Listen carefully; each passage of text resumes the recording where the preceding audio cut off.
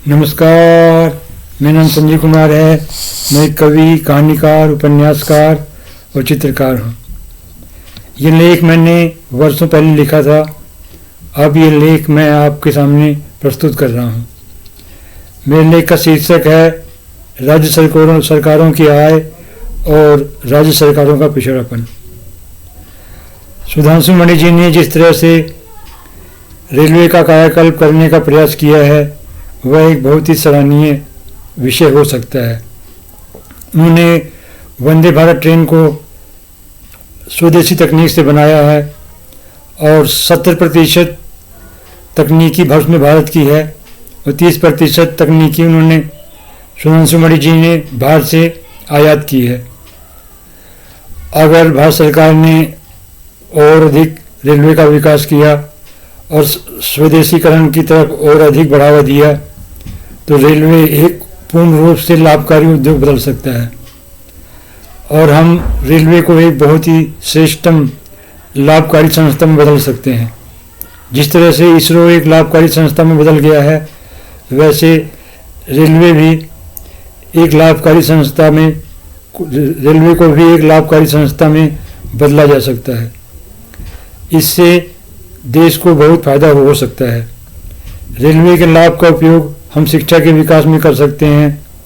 Railway को अभी और कई गुना और उसका विकास कर सकते हैं। क्रिकेट कंट्रोल बोर्ड भी एक लाभकारी संस्था है, उसका उपयोग भी हम शिक्षा के विकास के लिए कर सकते हैं। ज़्यादातर राज्यों में ज़्यादातर संस्थाएं और मंत्रालय घाटे में चल रहे हैं। परिवहन, बिजली आदि मंत्रालयों को बड़ी आसानी से लाभकारी संस्था में बदला जा सकता है। मधुमक्खी पालन, मछली पालन, मुर्गी पालन आदि से भूमिहीन किसानों को बहुत फायदा हो सकता है। शहद के निर्यात से हमारे किसानों को बहुत फायदा हो सकता है। निर्यात कर लगाकर भी राज्य सरकारों को की आय को बढ़ाया जा सकता है। टेलीफोन संचार मंत्रालय को भी एक लाभकारी संस्था में बदला जा सकता है। बहुत से ऐसे सरकारी उद्योग हैं जिन्हें लाभकारी संस्थाओं में बदला जा सकता है। अगर एक सही प्रबंधन और सही व्यवस्था हो। हमारे देश की ज़्यादातर राज्य सरकारें पूर्ण रूप से दिवालिया हो चुकी हैं। अगर राज्य सरकारें एक सही व्यवस्था को अपनाएं तो सभी राज्य सरकारें लाभकारी संस्थाएं बन सकती हैं। गांव में कृषि पर आधारित बहुत से लघु उद्योगों का विकास किया जा सकता है। इन उद्योगों से भूमिहीन किसानों को बहुत फायदा हो सकता है।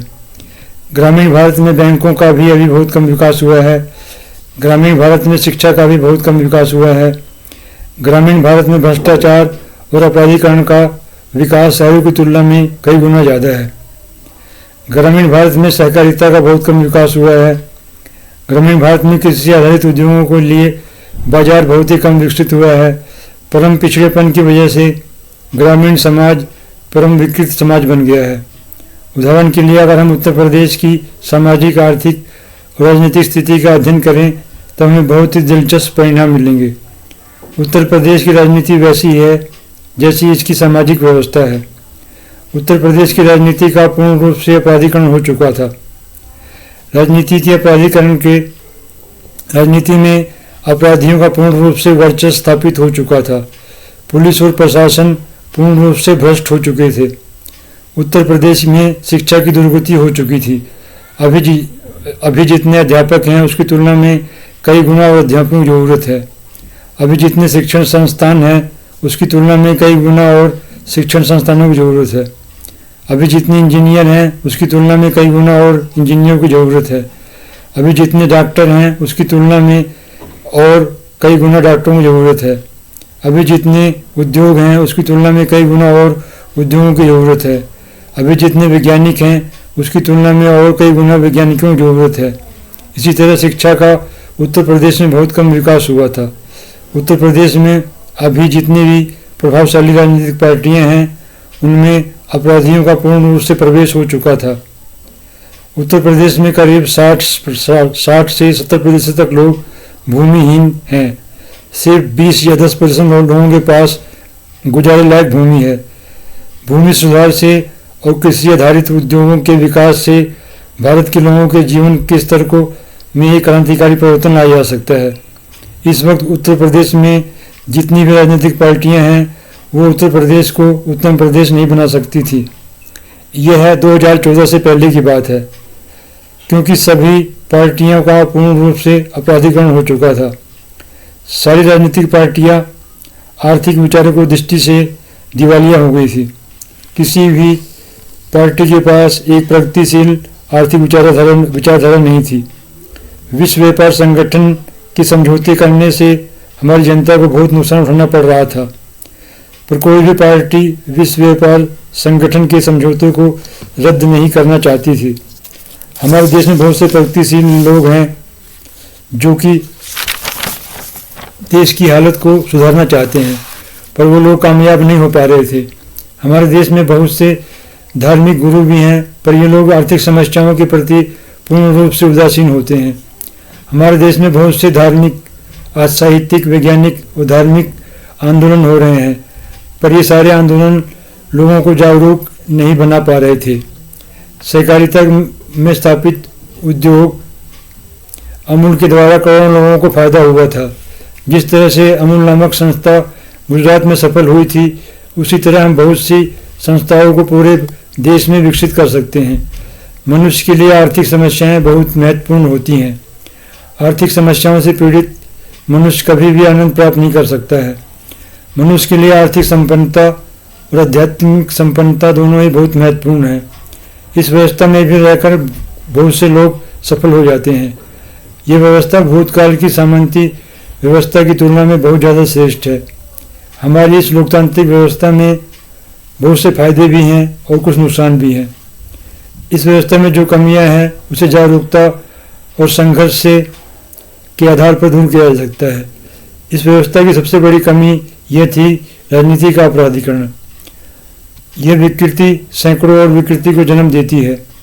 राजनीति के अपराधीकरण की वजह से हमारे प्रशासन और पुलिस का भी अपराधीकरण हो चुका था। हम जो भी योजनाएं बनाएंगे उसे प्रशासन के माध्यम से लागू करेंगे।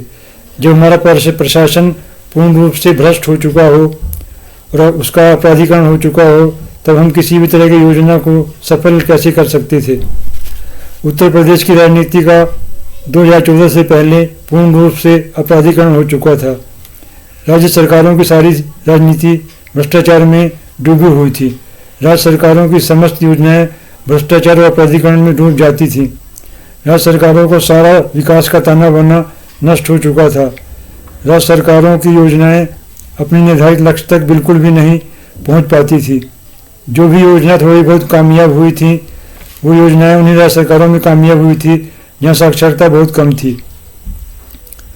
इस तरह हम देख सकते हैं कि 2014 से पहले हमारे देश में राजनीतिक, प्रशासनिक, आर्थिक, सामाजिक हर दृष्टि से बहुत पिछड़ापन था, पर 2014 के बाद हमारी समस्त व्यवस्थाएं बदल गई हैं।